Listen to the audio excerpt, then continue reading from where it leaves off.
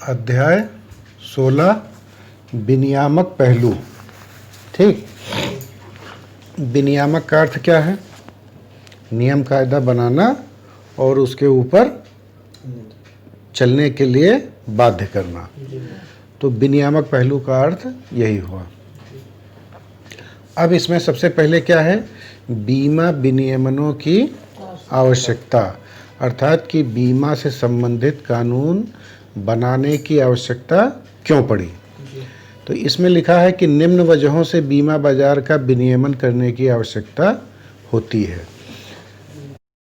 बीमा विनियमनों का मुख्य उद्देश्य पॉलिसी धारकों के हितों का रक्षण करना है, यानी कस्टमर का हित जो है कहीं से गड़बड़ाए ना, उनकी रक्षा करना है।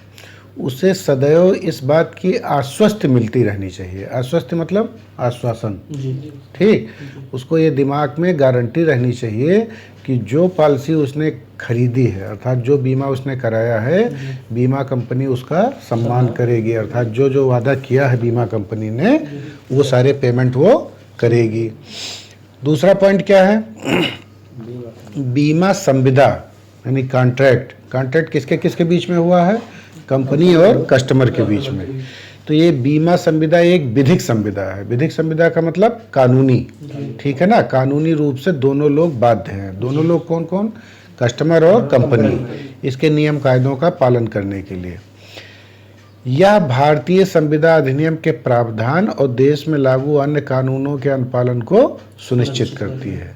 अर्थात कि भारतीय संविदा अधिनियम जो बना हुआ है उसका प्रावधान और देश में जो अन्य लागू कानून हैं उसके पालन को ये सुनिश्चित करती है कि चारों तरफ इसका पालन हो। सरकार की जवाबदेही किसके प्रति है? देश की जनता के प्रति है। अर्थात कि अगर कोई बीमा कंपनी अपनी जो है काम, अपना जो भी पेमेंट वगैरह है ठीक से नहीं कर रही है या कोई गड़बड़ी कर रही है तो वो चुपचाप बैठी नहीं रह सकती। जैसे अभी आप लोग देखिए कि सहारा के मामले में सरकार बीच में आ गई और उनकी संपत्तियों को जब्त करना और कस्टमर का पेमेंट सुनिश्चित करना, ये सब काम वो शुरू कर देती है। ठीक है ना? वह देश में कानून का शासन लागू करती है और सभी संस्थाओं की कर्तव्य रक्षा के दायित्व से बंधी है कि उसको ये चीज़ करना है कि किसी भी कस्टमर का पैसा जो है गड़बड़ ना होने पाए। IRDA के माध्यम से बीमा कंपनियों पर पर्याप्त नियंत्रण सुनिश्चित किया गया है। सारी बीमा कंपनियों का मालिक कौन है? IRDA। और IRDA ही बीमा कंपनियों के लिए कानून बनाती है और वो ये सुनिश्चित करती है कि सारे लोग इसका पालन करें। वह ग्राहकों का हित संरक्षण और इनके लिए सर्वोपरि है। उसके लिए ग्राहकों का हित संरक्षण, यानी जो भी वो कानून बनाती है वो खास तौर से इसलिए होता है कि ग्राहक को कोई धोखा ना हो। IRDA एक नियामक संस्था है। नियामक मतलब नियम कायदा बनाना और उसका पालन करवाना। ठीक वैसे ही जैसे बैंक प्रणाली पर RBI या पूंजी बाजार पर सेबी का नियंत्रण रहता है। सारी बैंकों का मालिक कौन है? Reserve bank of India. और पूंजी बाजार यानी शेयर मार्केट का कौन है? सेबी संस्था। ठीक, बीमा बाजार का विनियमन का दूसरा जो है स्लाइड देखिए।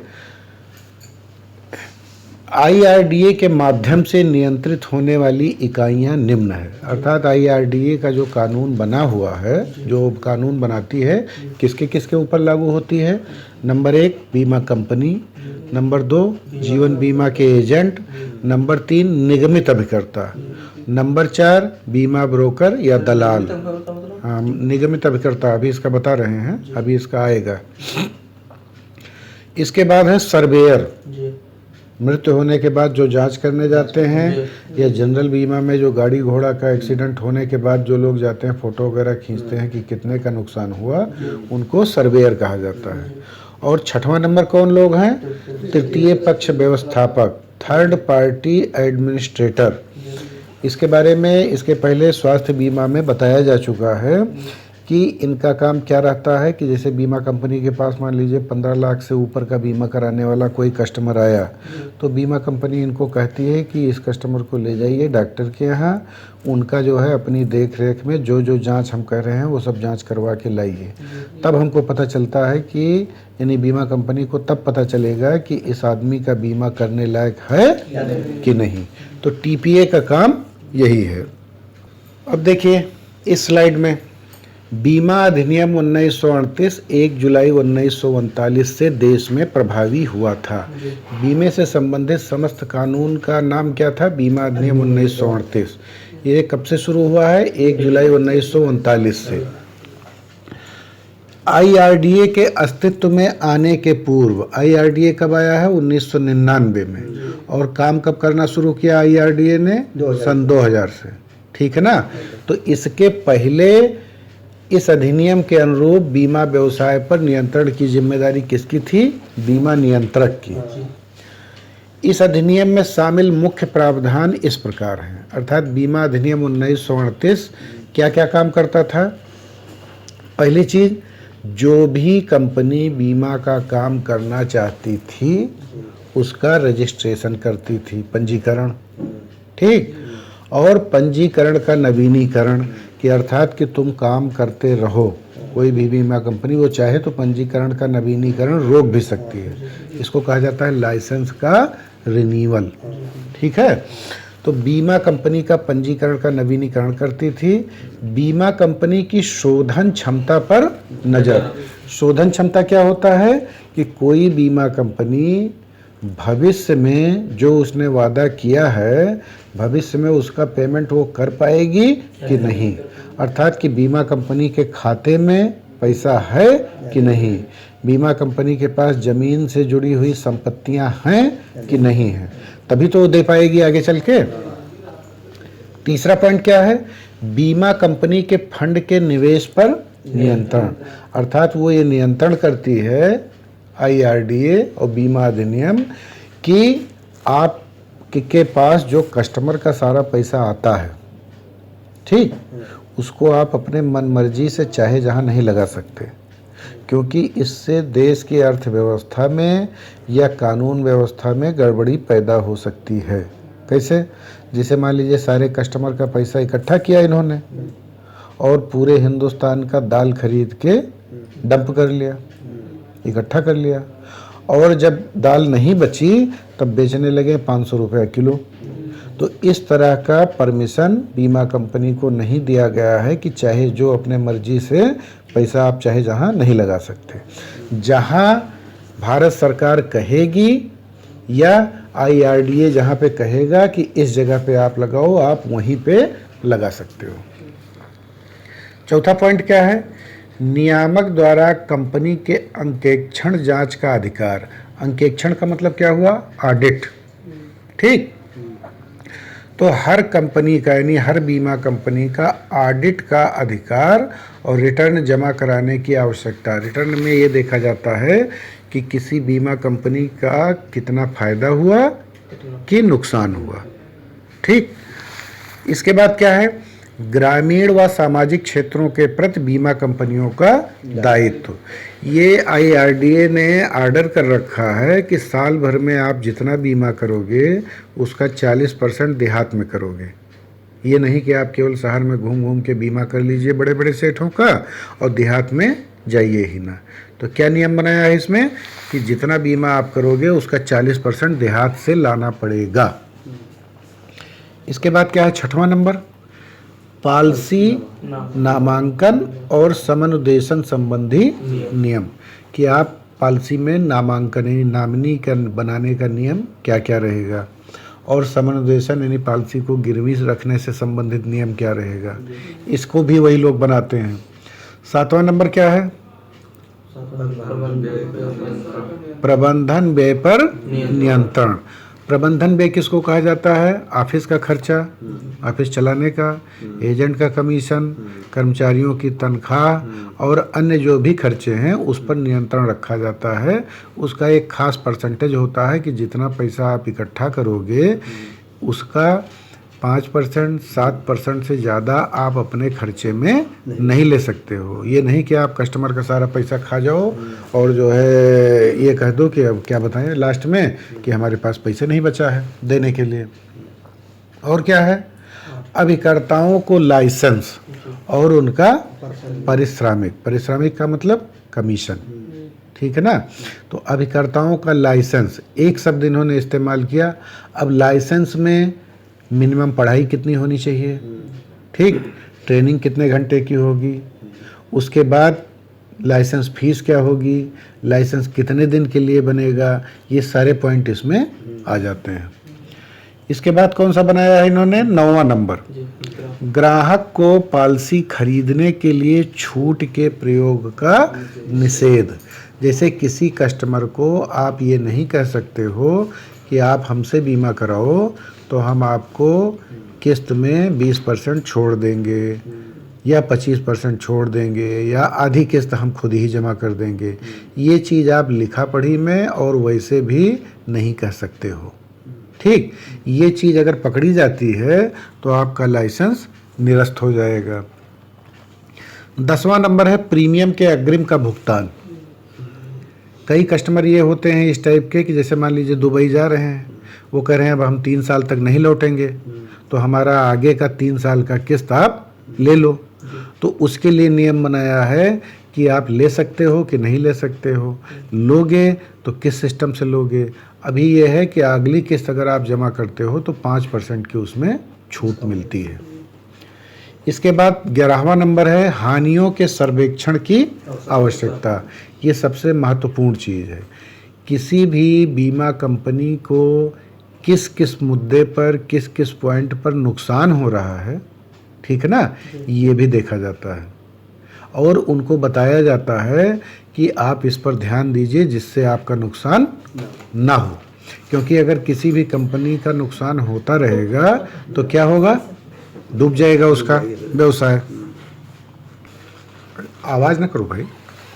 देखिए, अब बीमा विनियामक विकास प्राधिकरण अधिनियम 1999, IRDA कब आया है, IRDA की स्थापना कब हुई, 1999 में, और सन 2000 में संसद के एक अधिनियम के माध्यम से, अर्थात IRDA की स्थापना एक कानून बना के संसद ने किया है।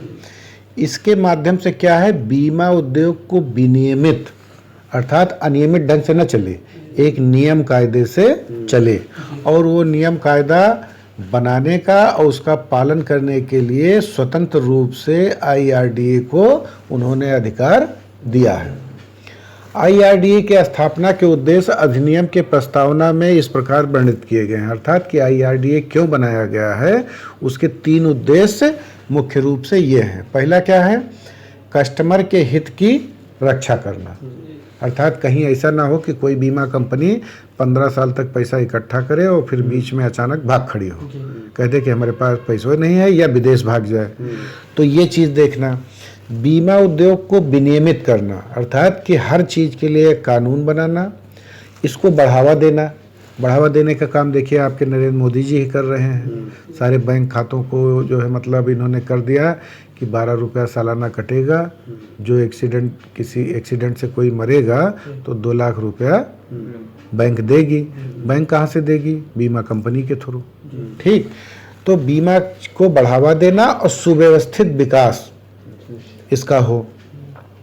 तीसरा पॉइंट क्या है, अन्य प्रासंगिक प्रावधान। प्रासंगिक प्रावधान का मतलब ये होता है कि जब भी जरूरत जैसी पड़े आप कानून उसका बना लो, इसको कहा जाता है प्रासंगिक प्रावधान।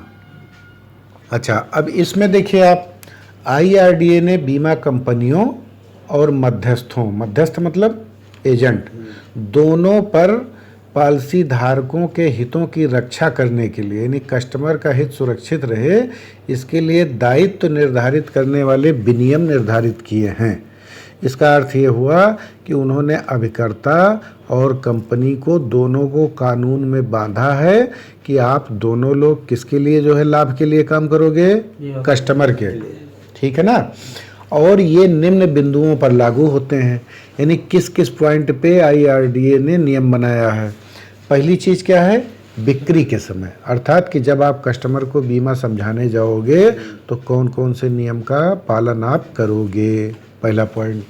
दूसरा क्या है, पॉलिसी की सेवा प्रदान करने के लिए, अर्थात कि बीमा चलते हुए मान लीजिए 4 साल हो गया, 5 साल हो गया, ठीक है ना, तो आपकी क्या क्या ड्यूटी उसमें है, लोन दिलवाना, सरेंडर करवाना, पॉलिसी बंद है तो उसको चालू करवाना, इसको कहा जाता है पॉलिसी की सेवा, ठीक है। उस समय ये कौन कौन से कानून आपके ऊपर लागू होते हैं। तीसरा पॉइंट क्या है, दावा की सेवा प्रदान करने के लिए, दावा क्या है, क्लेम, चाहे मैच्योरिटी क्लेम हो चाहे डेथ क्लेम हो, दोनों समय पर अभिकर्ता की ज़रूरत पड़ती है। अब अगर मान लीजिए कोई अभिकर्ता डेथ क्लेम के बाद ये कह दे अरे भाई इसमें बहुत ज़्यादा झाम है, ये हमको समझ में नहीं आता, हम इसको नहीं करेंगे, तो अगर इसकी शिकायत होगी तो अभिकर्ता की एजेंसी समाप्त हो सकती है, क्योंकि आपकी ड्यूटी सही पूछा जाए तो इसी समय तो शुरू हुई है। इसके बाद क्या है, खर्चों पर नियंत्रण, कंपनी को उन्होंने बांध रखा है कि आप अपने खर्चे मितव्ययिता से करेंगे, ये नहीं है कि जो है काजू बर्फी मंगवाए के और सब लोग उड़ाओ, क्योंकि पैसा किसका है, कस्टमर का, तो कस्टमर कभी भी ये नहीं चाहेगा कि उसके पैसे से काजू बर्फी उड़ाई जाए, ठीक है। इसके बाद क्या है, पॉलिसी धारकों के प्रति यानी कस्टमर के प्रति प्रतिबद्धता को पूर्ण करने की, प्रतिबद्धता मतलब कि जो हमने वादा किया है कि मैच्योरिटी पर हम आपको ये पेमेंट देंगे, बीच में डेथ होगी तो ये देंगे, तो ये क्या है, प्रतिबद्धता। इसको पूर्ण करने की वित्तीय सामर्थ्य, ये लगातार चेकिंग में चलता रहता है, पता लगता रहता है कि किसी कंपनी के पास कितना पैसा है, भविष्य में ये दावों का भुगतान कर पाएगी कि नहीं कर पाएगी। अन्य कानून इसमें देखिए लिखा है 1, 2, 3, 4, 5, इनका कहना है कि ये सब भी कानून IRDA के अंडर में आते हैं, तो इसको केवल आप जान लीजिए इसका नाम, इसका डिटेल ना वहाँ एग्जाम में पूछा जाएगा ना आपको जानने की ज़रूरत है। ये स्लाइड भी है 6वां, 7वां, 8वां, 9वां, 10वां, ठीक है ना, कि ये सब भी कानून IRDA के अंडर में आते हैं और इसकी भी देखभाल वो करते हैं। अच्छा, अब सबसे ज़्यादा महत्वपूर्ण चीज़ क्या है, इस पे आ जाइए आप कि बीमा अभिकर्ताओं पर लागू विनियम, अर्थात आप लोगों के ऊपर लागू उन्होंने कौन कौन सा कानून लागू किया है जिसका पालन आप लोगों को करना है। सबसे पहले तो उन्होंने क्या किया है, बीमा अधिनियम 1938 की धारा, हाँ, बीमा अधिनियम 1938 की धारा 42 बीमा अभिकर्ताओं की नियुक्ति संबंधी नियम परिभाषित करती है, अर्थात कि आप लोगों की जो नियुक्ति हो रही है उसकी धारा कौन सी है, बीमा अधिनियम 1938 की धारा 42। इसमें धारा 42 के अंतर्गत आप लोगों को क्या क्या पावर है, बीमा पॉलिसी की याचना करने, अर्थात किसी से भी आप जाके कह सकते हो कि भाई साहब आप अपना बीमा करवाइए, और क्या है, अगर वो करने के लिए तैयार हो गया तो उसे प्राप्त करने और अपने व्यवसाय को बनाए रखने और उसके नवीनीकरण और पुनर्चलन, अर्थात बीमा बंद है तो उसको दोबारा आप चालू करवाने का अधिकार आपके पास है। और इसके साथ साथ अपनी सेवाओं के प्रतिफल के रूप में, प्रतिफल मतलब लाभ, आपने ये काम जो किया, बीमा चालू कराया या नया बीमा किया, उसके लाभ के रूप में आपको कमीशन और अन्य पारिश्रमिक भुगतान प्राप्त कर सकते हैं, ठीक है ना, आपको ये पेमेंट होगा, ये कानून से है। अच्छा, अभिकर्ता व्यक्तिगत अथवा निगमित हो सकता है। व्यक्तिगत अभिकर्ता मतलब कि जैसे आप लोग हैं तो आप लोगों को व्यक्तिगत अभिकर्ता कहा जाता है।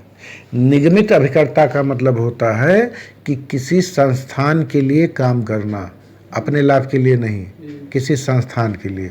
जैसे बैंक वाले हैं तो वो भी बीमा का काम करते हैं, उनको कहा जाता है निगमित अभिकर्ता, लेकिन उसमें किसी व्यक्ति विशेष का फायदा नहीं होता कि जैसे मैनेजर को कमीशन मिले या कोई, उसमें कमीशन किसको मिलता है, बैंक को, ठीक है। तो निगमित का अर्थ आपको समझ में आ गया। किसी अभिकर्ता को लाइसेंस, अब जब आप लोग एजेंट बनोगे तो आपको लाइसेंस मिलेगा। लाइसेंस आपका जीवन बीमा का अलग होता है और सामान्य बीमा यानी गाड़ी घोड़ा वाला अलग होता है। अगर कोई अभिकर्ता दोनों कंपनियों का काम करना चाहता है तो उसको समग्र लाइसेंस, हिंदी में और अंग्रेजी में क्या कहा जाता है, कंपोजिट लाइसेंस, ठीक है ना। अगर आप जैसे मतलब न्यू इंडिया का भी काम कर रहे हो, LIC का भी काम कर रहे हो, तो आपको समग्र लाइसेंस जारी होगा, ठीक। इसके साथ ही कोई बीमा एजेंट किसी एक स्टैंड एलोन स्वास्थ्य बीमा कंपनी के लिए भी अभिकर्ता का काम कर सकता है। अर्थात अगर आप लोग चाहें तो किसी एक स्वास्थ्य बीमा कंपनी का भी आप जो है काम ले सकते हैं। इस प्रकार से अच्छा, और स्वास्थ्य बीमा के लिए अलग से लाइसेंस की आवश्यकता नहीं होगी। लाइसेंस आपको कहाँ कहाँ लेना है, LIC का और GIC का, जनरल इंश्योरेंस, ठीक। स्वास्थ्य बीमा का जब आप काम करना चाहोगे तो जिस बीमा कंपनी में आप काम करना चाहोगे तो उससे उत्पाद संबंधी अर्थात उनके पास कौन कौन सी योजनाएं हैं उससे संबंधित 25 घंटे का आपको प्रशिक्षण प्राप्त करना होगा, ठीक। इसके अलावा सामान्य बीमा के अभिकर्ता को भारतीय कृषि बीमा निगम के उत्पाद को भी आप बेच सकते हो। अब जो इसका जो है क्या नाम है, एग्रीकल्चरल इंश्योरेंस होता है ना, तो उसका भी काम आप इसका कर सकते हो। इस प्रकार से एक सामान्य बीमा अभिकर्ता किसी 3 प्रकार की बीमा कंपनियों के प्रोडक्ट बेच सकता है। किसका किसका, स्वास्थ्य बीमा, जीवन बीमा और साधारण बीमा, ठीक है। इसके बाद शब्द आया है विपरीत चयन। विपरीत चयन का मतलब क्या होता है, किसी भी बीमा कंपनी के लिए विपरीत चयन का मतलब ये है, देखिए बीमा कंपनी किसी का बीमा करते समय अनुमान लगाती है कि ये कस्टमर हमारा 15 साल के लिए बीमा करा रहा है तो ये 15 साल तक जिंदा रहेगा। लेकिन अगर उनके अनुमान के विपरीत वो आदमी 6 महीने बाद मर गया, 4 महीने बाद मर गया, 1 साल बाद मर गया, तो ये क्या मामला बनता है उनके लिए, विपरीत चयन का, यानी गलत आदमी का बीमा हो गया, ठीक है। तो चूंकि अभिकर्ता बीमा कंपनी के लिए काम करता है और कस्टमर और कंपनी के मध्य एक कड़ी है, यानी कस्टमर को बीमा कंपनी से कौन जोड़ता है, एजेंट जोड़ता है, ठीक है ना। उसकी ग्राहकों के प्रति भूमिका, यानी आप कस्टमर के प्रति आपकी क्या ड्यूटी है, सही उत्पाद की सलाह देने की होती है कि आपके लिए कौन सा बीमा ठीक रहेगा। और आपको ऐसा कोई भी कार्य नहीं करना चाहिए जो आपकी कंपनी के हितों के विरुद्ध जाए। अर्थात कि आपने कोई किसी कस्टमर का आप जान रहे हो कि ये शराबी है, इसका लीवर गड़बड़ है, और फिर भी आप जो है कस्टमर से मिल के छुप करके और उसका बीमा पास करवा दिए, क्योंकि कंपनी तो देहात में जाएगी नहीं, आपके ऊपर विश्वास की। तो अब अगर कस्टमर जो है मरा तो ये किसके विरुद्ध हुआ, कंपनी के हितों के विरुद्ध हुआ, ठीक है ना। और कंपनी के लिए अनुमान से अधिक जोखिम की संभावना बनना, तो इस पूरी प्रक्रिया को क्या कहा जाता है, विपरीत चयन। इससे आपको बचना चाहिए। अच्छा, अब अगला स्लाइड में देखिए लाइसेंस की प्रक्रिया, ठीक। बीमा अभिकर्ता के लिए लाइसेंस की प्रक्रिया और संबंधित नियम क्या है। पहला नियम तो ये है कि बिना लाइसेंस लिए हुए आप एजेंट का काम नहीं कर सकते हो। आपको लाइसेंस कब मिलेगा, परीक्षा जब तक आप उत्तीर्ण नहीं करोगे तब तक लाइसेंस नहीं मिल सकता। अच्छा, परीक्षा उत्तीर्ण करने के लिए आपको क्या करना पड़ेगा, पूर्व निर्धारित प्रशिक्षण प्राप्त करना आवश्यक है, जो कि आप लोग कर रहे हो, ठीक है ना। और इसका IRDA ने निश्चित किया है कि 50 घंटे तक आपको प्रशिक्षण लेना पड़ता है। अब वो एक दिन में 6 घंटा हुआ तो उसी हिसाब से आगे आपका दिन जो है निर्धारित हो जाता है। अच्छा, अब जो अभिकर्ता समग्र लाइसेंस चाहते हैं, समग्र लाइसेंस का मतलब कि गाड़ी वाला बीमा भी और आदमी का बीमा भी, जीवन बीमा और गैर जीवन बीमा, दोनों का जब वो लाइसेंस लेना चाहते हैं तो उनको कितनी देर का प्रशिक्षण लेना पड़ेगा, 75 घंटा, 50 घंटा इसका और 25 घंटे जनरल इंश्योरेंस का। आपका जो प्रशिक्षण होता है इसका कोर्स कौन बनाता है? इसका कोर्स भारतीय बीमा संस्थान, यानी आपको क्या क्या पढ़ाया जाएगा ये किसने निर्धारित किया है? भारतीय बीमा संस्थान ने। और परीक्षा भी उसी कोर्स पर आधारित होती है। ठीक, जो आपको वहाँ क्वेश्चन पूछा जाएगा इसी पर आधारित होती है। किसी अभिकर्ता को 50 घंटे के बजाय 25 घंटे भी अगर वो ट्रेनिंग ले लेता है तो मान लिया जाएगा, बशर्ते कि उसके पास इतनी में से कोई भी एक डिग्री हो। इसमें आप देख लीजिए, सीए, बीमा संस्थान से एसोसिएटशिप, फेलोशिप, ICWA, ये सब में से कोई भी अगर आपके पास एक डिग्री है तो आप केवल 25 घंटे की ट्रेनिंग लोगे तब भी आपको मान लिया जाएगा। अच्छा, अब लाइसेंस, जब आप एग्ज़ाम पास कर लोगे तो लाइसेंस आवेदन करने के समय आपको 125 रुपये का फीस यहाँ पे जमा करना पड़ेगा। लाइसेंस शुल्क है ये। निगमित अभिकर्ता, निगमित अभिकर्ता कौन लोग हैं? बैंक। जैसे आपके यहाँ ग्रामीण बैंक काम करती है जीवन बीमा का, तो उनको निगमित अभिकर्ता कहा जाता है। निगमित अभिकर्ता के मामले में प्रशिक्षण कौन लेता है? नामित व्यक्ति, अर्थात बैंक जिसको ड्यूटी देती है कि यह आदमी हमारा जीवन बीमा का काम करेगा, वो चाहे कैशियर हो, चाहे मैनेजर हो, या कोई भी, तो उसको नामित किया जाता है, अर्थात कि चिन्हित किया गया कि ये आदमी काम करेगा। क्योंकि किसी न किसी आदमी को तो जिम्मेदारी लेनी पड़ेगी कि कस्टमर को आपने समझाया ठीक से कि नहीं। तो जिसको नामित किया जाएगा उसी को ट्रेनिंग दिया जाएगा, उसे परीक्षा भी उत्तीर्ण करनी होती है। ऐसा नहीं कि वो बैंक में काम कर रहे हैं तो उनको परीक्षा नहीं देना है, उनको भी परीक्षा पास करना पड़ता है। अच्छा, अब आपको जो लाइसेंस मिलेगा अगर वो खो गया या भीग गया, नष्ट हो गया, तो उसमें 50 रुपया फीस देने पर डुप्लीकेट लाइसेंस यानी दूसरी कॉपी आपको मिल जाएगी। इस स्लाइड में देखिए, बीमा अभिकर्ता हेतु अयोग्यताएं। अयोग्यता मतलब कि किस किस परिस्थिति में अगर आपको एजेंट बना दिया गया है तो वो निरस्त कर दिया जाएगा। क्या होगा?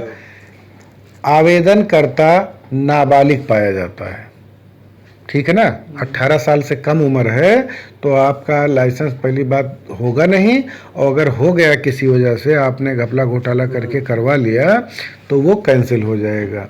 मानसिक रूप से स्वस्थ नहीं है अगर, तो आपका जो है लाइसेंस कैंसिल हो सकता है। कोई कोर्ट अगर आपको आपराधिक गबन, लिखा पढ़ी में सिद्ध हो गया कि आप फला का पैसा खा गए, या विश्वासघात किए, या धोखाधड़ी, जालसाजी, इसमें सब में आप दोषी पाए गए, दोषी पाए मतलब कि आपको सजा बोली जा चुकी है, तो आपको बीमा एजेंसी से हटा दिया जाएगा। अगर कोई बीमा कंपनी आपको बीमित के विरुद्ध, बीमित मतलब कस्टमर के विरुद्ध कोई भी धोखाधड़ी आपने किया, कस्टमर के साथ बेईमानी किया, या मिथ्या कथन का दोषी, मिथ्या कथन का मतलब कि आपने गलत बता करके उसका बीमा कर लिया, कि जैसे मान लीजिए 1 लाख का बीमा है, आपने उसको लिखा पढ़ी में लिख करके दे दिया कि हाँ आपको मैच्योरिटी पर 8 लाख रुपया मिलेगा, जो कि सिद्ध नहीं हो सकता, तो इसका मतलब आपने झूठ बोला, तो उसमें आपकी एजेंसी समाप्त कर दी जाएगी। अपेक्षित योग्यता न रखता हो, जैसे हाई स्कूल फेल है और फोटोकॉपी के ऊपर फोटोकॉपी लगवा करके और उन्होंने दिखा दिया कि मैं हाई स्कूल पास हूँ, तो बाद में पकड़े जाने पर एजेंसी खत्म। या प्रशिक्षण प्राप्त न किया हो, जैसे अगर ये सिद्ध हो जाए कि आप जो है 6 दिन लगातार ट्रेनिंग में नहीं आए, तो भी आपका बाद में एजेंसी समाप्त हो सकती है। IRDA की आचार संहिता के उल्लंघन का दोषी अगर आप पाए जाएंगे तो भी एजेंसी खत्म हो जाएगी। आचार संहिता का मतलब कि नियम कायदा जो उन्होंने बनाया है कि आपको इसका पालन करना है, और आप उसका अगर उल्लंघन करते हैं तो भी एजेंसी समाप्त हो जाएगी। अब इधर देखिए, आपके लिए आचार संहिता IRDA ने क्या बना रखा है, इसको भी जान लो कि आपको क्या करना है क्या नहीं करना है। तो देखिए, इसमें लिखे हैं कि आचार संहिता में वर्णित बिंदुओं का पालन प्रत्येक अभिकर्ता से अपेक्षित है। अपेक्षित मतलब आशा की जाती है कि वो ये पालन जरूर करेगा। इसका अगर वो उल्लंघन करता है तो अभिकर्ता को लाइसेंस हेतु अयोग्य हो जाएगा वो। ठीक, क्या क्या है? हर बीमा अभिकर्ता को यह करना चाहिए। क्या क्या करना चाहिए? अपनी और उस कंपनी की पहचान कराना जिसका वह प्रतिनिधित्व कर रहा है। अर्थात कि जिस संस्था से आप गए हो, कस्टमर को ये बताओ कि मैं भारतीय जीवन बीमा निगम से आया हूँ, अपना कार्ड भी दीजिए। अगर सहारा से आए हो तो आप बताओ कि मैं सहारा से आया हूँ और उसका कार्ड दीजिए। अगर बजाज लाइफ से हैं तो उसका कार्ड दीजिए। ठीक। संभावित ग्राहक की मांग पर, यानी अगर कस्टमर ये कहता है कि आप अपना लाइसेंस हमको दिखाइए, अनुज्ञप्ति माने लाइसेंस, ठीक है ना। अगर वो कहता है कि अपना अनुज्ञप्ति दिखाइए तो आपको वहाँ पे साथ में रखना चाहिए। जैसे आपका लखनऊ जा रहे हो आप, तो मोटरसाइकिल में ड्राइविंग लाइसेंस मांगते हैं ना, तो वहाँ दिखाना पड़ता है। तो उसी प्रकार से इसमें भी है। अपनी बीमा कंपनी द्वारा बिक्री के लिए उपलब्ध बीमा उत्पाद के संबंध में आवश्यक ज्ञान रखना। जैसे जो जो स्कीम आपके यहाँ है, चाहे स्वास्थ्य बीमा संबंधी हो, चाहे बंदोबस्ती, चाहे टर्म, चाहे मनी बैग, जो भी योजनाएं आपके यहाँ है उसके बारे में पूरा ज्ञान रखो और सावधानी पूर्वक कस्टमर को समझाओ। और किसी विशेष योजना की सिफारिश करते समय अगर आपने कहा कि नहीं मनी बैग करवाइए, बहुत बढ़िया है, तो ग्राहक की ज़रूरत को ध्यान में रखिए कि उसको मनी बैग की ज़रूरत है कि नहीं है। ठीक है। और क्या है, ग्राहक अगर पूछता है आपसे कि भैया इसमें आपको क्या मिलेगा, तो पूछने पर आपको बताना चाहिए। ये नियम है। किसने नियम बनाया है? IRDA ने, कि अगर कस्टमर पूछता है कि भैया इसमें आपको कमीशन कितना मिलेगा, लिख कर आप दीजिए, तो आपको लिख करके देना पड़ेगा कि हाँ भाई हमको इतना कमीशन इसमें मिलेगा। फिर देखिए 5वां नंबर, बिक्री के लिए उपलब्ध बीमा उत्पाद के बारे में। अर्थात कि जो योजनाएं आपको दी गई हैं कि ये योजनाएं आपको कस्टमर को बताना है, उसकी प्रीमियम दर यानी किस्त का रेट क्या है, बीमा कंपनी ने जो बना रखा है वही आप बताओगे। ठीक है ना, अपने मन से नहीं बताओगे। संभावित ग्राहक को बीमा कंपनी के लिए प्रस्ताव पत्र में आवश्यक जानकारी की प्रकृति के बारे में। अर्थात कि फार्म में जो जो क्वेश्चन पूछा गया है, फार्म के बारे में आप लोगों को समझाया गया, तो उसमें जो क्वेश्चन पूछा गया है और उसका महत्व क्या है, इसको आप कस्टमर को बताओ। ये नहीं कि वो कह रहा है कि मेडिकल लीव हम लिए थे, हमको याद नहीं है, तो आपने कह दिया अरे नहीं याद है तो छोड़ो, दिखा दीजिए कि नहीं हमने मेडिकल लीव नहीं लिया है। लेकिन बाद में डेथ होने पर जांच होगी और क्लेम फंस जाएगा। तो इसलिए ये आपकी ड्यूटी है कि सही सही उसको बताइए कि अगर आप तथ्यात्मक जानकारी प्रकट नहीं करोगे तो आगे चल के आपका क्लेम रुक सकता है। ग्राहक की प्रतिकूल आदत, जैसे शराबी हो है, या तथ्य जैसे मान लीजिए उसके 2 भाइयों का मर्डर हुआ है, या आय संबंधी विसंगति, बीमा वो 25 लाख का करा रहा है, कमाई उसकी साल में 1 लाख रुपया है, तो इसके बारे में, जो कि बीमा के जोखिम अंकन निर्णय पर प्रतिकूल प्रभाव डाल सकता है। क्योंकि ये सब चीज़ें होने पर बीमा कंपनी बीमा नहीं करती, प्रतिकूल प्रभाव पड़ता है। तो अगर आप उसको छुपाओगे तो बीमा पास हो जाएगा। तो इसका उल्लेख अभिकर्ता की गोपनीय रिपोर्ट में अवश्य करिए। एजेंट रिपोर्ट में आप ज़रूर लिखो कि उसका जो है ये चीज़ें, यानी क्या क्या गड़बड़ आदतें हैं, या इनकम में क्या गड़बड़ी है, या कोई अन्य तथ्य। ठीक है ना। 8वां है बीमा कंपनी द्वारा प्रस्ताव पत्र की स्वीकृति, यानी बीमा कंपनी ने आपके कस्टमर का बीमा पास किया कि ना पास किया, अर्थात स्वीकृत हुआ कि अस्वीकृत हुआ। इसके बारे में कस्टमर को तुरंत बताओ कि आपका बीमा पास हो गया कि नहीं हुआ, अर्थात उसको रसीद तुरंत पहुंचा दो। इसके बाद क्या है 9वां, बीमा कंपनी के पास प्रस्ताव पत्र के साथ आवश्यक दस्तावेज शीघ्रातिशीघ्र जमा करके और प्रस्ताव को जल्दी से जल्दी पास करने के निर्णय में मदद करिए। किसकी मदद करिए? ऑफिस की। कि अगर उसके साथ में एज प्रूफ मांगा गया है और कस्टमर को टाइम नहीं है कि घर पे, तो आप उसका ले करके और फोटो कॉपी करवा करके तुरंत जो है उसको दाखिल करवा दीजिए और बीमा जल्दी से जल्दी पास करवाइए। 10वां पॉइंट है बीमा कंपनी द्वारा दावों के निपटान के लिए आवश्यकताओं के अनुपालन में। जैसे मान लीजिए बीमा कंपनी ने आपको इन्फॉर्म किया कि फला कस्टमर की पॉलिसी मैच्योर हो गई, उसको आप जाइए और उसका कागज़ वगैरह लेकर के आइए। भले आपने उसका बीमा ना किया हो, लेकिन आपको जाना पड़ेगा, ये नियम में है आरडीए के, ठीक है ना। और उसमें कस्टमर अगर आपका अनपढ़ है तो उसका जो है आवश्यक जो मदद है वो आप करिए। जैसे मान लीजिए पॉलिसी बांड खो गया तो डुप्लीकेट पॉलिसी बांड उसका बनवाइए फिर। और क्या है 11वां नंबर, प्रत्येक कस्टमर यानी पॉलिसी धारक को नामांकन यानी वारिस, समनुदेशन यानी पॉलिसी को गिरवी रखना या पता परिवर्तन के बारे में जागरूक करना। कि अगर उसका मान लीजिए इस पुलिस चौकी पर था वो बड़गांव पे और उसके बाद उसका ट्रांसफ़र हो गया कहाँ, कर्नलगंज, तो आप उसको बताइए कि भाई आप अपना एड्रेस जो है अब कर्नलगंज का डलवा लीजिए। इसके बारे में जागरूक करना है और पॉलिसी सेवा से संबंधित आवश्यक मदद का प्रस्ताव करना। किसी भी कस्टमर से आप कह सकते हो कि भाई बीमा से संबंधित कोई भी दिक्कत हो, कोई भी परेशानी हो तो आप मुझे बताइए, ठीक। तो अभी तक तो उन्होंने बताया कि आपको क्या क्या करना है। अब ये देखिए इसमें बता रहे हैं बा पोर्शन में कि कोई भी बीमा अभिकर्ता यह नहीं करेगा, अर्थात आपको क्या क्या नहीं करना है ये भी उन्होंने बता रखा है। क्या क्या नहीं करना है, बिना लाइसेंस के बीमा आप नहीं करेंगे, पहले पॉइंट का अर्थ यही हुआ। दूसरा पॉइंट हुआ प्रस्ताव पत्र में किसी भी तथ्यात्मक सूचना को छिपाने या गलत तथ्य देने हेतु ग्राहक को प्रेरित नहीं करोगे आप कि अरे 2 भाइयों का मर्डर हुआ है तो मर्डर ना दिखाओ, आप दिखा दो कि कालरा से मर गए। और क्या नहीं करेंगे, कस्टमर के साथ अभद्र व्यवहार नहीं करेंगे यानी लड़ाई झगड़ा मारपीट गाली गलौज किसी अन्य बीमा अभिकर्ता द्वारा लाए गए। जैसे मान लीजिए इन्होंने कोई बीमा किया है और यहाँ पे ऑफिस में जमा किया और आपने देख लिया कि तो हमें मामा के बीमा है, आप उसमें तुरंत अपने मामा के पास पहुँचे और उनसे कहे कि अरे वो बीमा वापस करवा दीजिए, आप हमसे करवाइए, हम आपको इतना कमीशन भी दे देंगे। तो ये क्या हुआ, अन्य बीमा अभिकर्ता द्वारा लाए प्रस्ताव में हस्तक्षेप, और ये आपको नहीं करना है।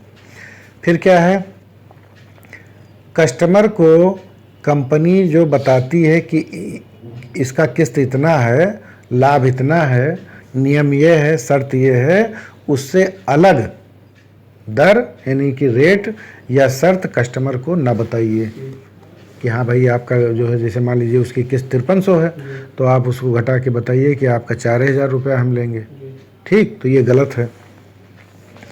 बीमा संविदा के तहत लाभार्थी से, अब कोई बीमा हुआ, वो कस्टमर मर गया, लाभार्थी कौन है, उसकी पत्नी, उसको पेमेंट मिलना है, तो उससे आप कहो एक हिस्सा मांगो कि 25% दो, नहीं तो हम आपका पेमेंट नहीं दिलवाएंगे।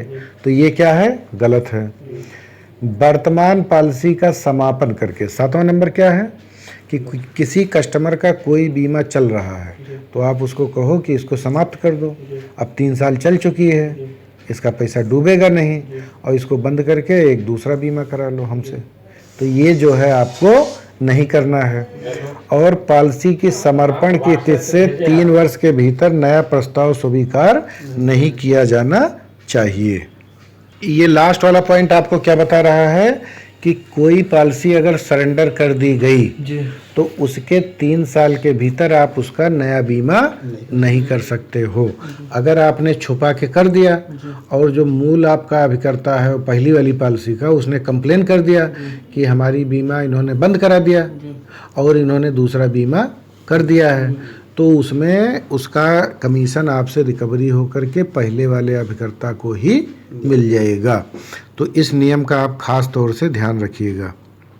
इसके बाद क्या है, निगमित अभिकर्ता के मामले में, निगमित यानी बैंक वालों को इन्होंने क्या कहा है कि बीमा व्यवसाय का एक ऐसा पोर्टफोलियो ग्रहण करना, यानी किसी ऐसे कस्टमर को पकड़ो, जैसे मान लो टाटा कंपनी का पकड़ लें, और जो है पूरा संगठन, वो संगठन है चाहे समूह है, ठीक है ना, और पूरा सारा बीमा का जो कोटा उनका है 50% से ज़्यादा, यानी 50% से ज़्यादा बीमा अगर वो केवल टाटा कंपनी का ही करेंगे तो वो ये माना जाएगा कि आप जो है जीवन बीमा एजेंट के लायक नहीं हो। सारा बीमा एक ही आदमी का कर ले रहे हो और अपने घर घराना का बीमा करने के लिए आप एजेंट बने हो, ठीक है ना। तो ये चीज़ नहीं होना चाहिए। यदि किसी अभिकर्ता का लाइसेंस पूर्व में निरस्त किया जा चुका हो, इसका मतलब क्या हुआ कि कोई आदमी एजेंट बना और किसी वजह से, किसी गड़बड़ी की वजह से उसका लाइसेंस कैंसिल हो गया, तो फिर वो अभिकर्ता 5 साल तक नया लाइसेंस के लिए आवेदन नहीं कर सकता, अर्थात 5 साल तक फिर वो दोबारा एजेंट नहीं बनेगा। अच्छा, आप खुद अभिकर्ता भी हो और किसी बीमा कंपनी में सर्विस भी कर रहे हो, ये भी नहीं होना चाहिए। यानी कोई सर्विस अगर बीमा कंपनी में कर रहा है तो एजेंसी का काम वो नहीं कर सकता।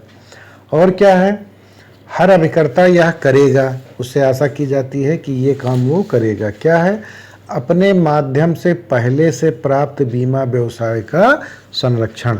जैसे मान लीजिए आपके 5 साल पहले कोई अभिकर्ता किसी कस्टमर का बीमा किया है, अब वो काम छोड़ दिया है और वो कस्टमर कहता है कि भैया हमारी पॉलिसी चालू करा दो, तो उसका संरक्षण आपको करना है, अर्थात कि उसका बीमा चालू करवाना है। कस्टमर को मौखिक और लिखित रूप से सूचना देना पड़ता है आपको कि भैया आपकी किस्त, जैसे आपने जिस कस्टमर का बीमा किया है उसको सूचना कैसे दोगे कि आपकी किस्त आ गई है, फोन से, ठीक। तो चाहे फ़ोन से सूचना दीजिए, चाहे चिट्ठी से दीजिए, निर्धारित समय के भीतर कस्टमर अपना किस्त जरूर जमा करे, इस चीज़ का प्रयास करिए, ठीक है ना। और कस्टमर को ये बताइए कि आप अपना रिन्यूअल किस्त नहीं, लगातार जो है किस्तें जमा करती रहिए, नहीं तो बीमा कंपनी कोई जोखिम स्वीकार नहीं करेगी, अर्थात मरने मराने पर कोई भुगतान नहीं होगा। तो ये अपने कस्टमर को लगातार बताए रखना पड़ता है। छूट देने का निषेध, यानी किसी भी कस्टमर को आप जो है अपने कमीशन से कोई हिस्सा नहीं देंगे, ये निषेध है। और ये इसकी धारा बनी हुई है, क्या धारा है, बीमा अधिनियम 1938 की धारा 41। कोई भी व्यक्ति भारत में जीवन या संपत्ति बीमा से संबंधित, यानी जीवन बीमा से हो और चाहे गाड़ी घोड़ा वाला बीमा हो, इसमें किसी भी प्रकार के जोखिम के संबंध में बीमा करवाने या बीमा करवाने के बाद चालू रखने के लिए किसी भी व्यक्ति को प्रलोभन के रूप में, यानी किसी कस्टमर को आप लालच नहीं दोगे कि भाई आप जो है बीमा हमसे करवाओ, हम आपको इसमें छूट देंगे। इस धारा का मतलब यही है। इसके प्रावधान के उल्लंघन पर, अर्थात अगर आप लिखा पढ़ी में ये पाया गया कि आपने छूट दिया है, जैसे किसी कस्टमर ने 4000 रुपया दिया, 1300 रुपया आपने अपने चेक से जमा कर दिया, तो लिखा पढ़ी में हो गया कि ये 1300 आपने जमा किया है, ठीक। तो ये चीज़ अगर सिद्ध हो गई तो आपके ऊपर 500 रुपये का जुर्माना लगाया जाएगा। जुर्माने का मतलब ये नहीं कि केवल 500 रुपये आप जुर्माना दे दो, इसका मतलब कि आप अपराधी हो गए, और अपराधी हो जाने के बाद एजेंसी ख़त्म हो जाती है, ठीक। तो इस पॉइंट को आप लोग ध्यान रखिएगा। ये अध्याय भी समाप्त हुआ।